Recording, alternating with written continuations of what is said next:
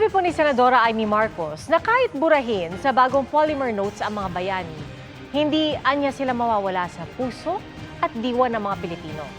Sinabi po yan ng Senadora kasunod ng puna ng grupong Atom o August 21 Movement at ng apo ni dating Pangulong Cory Aquino na pagbabagoan nila ng kasaysayan ang pagtanggal sa mukha ng mga bayani sa inilabas na bagong polymer bills.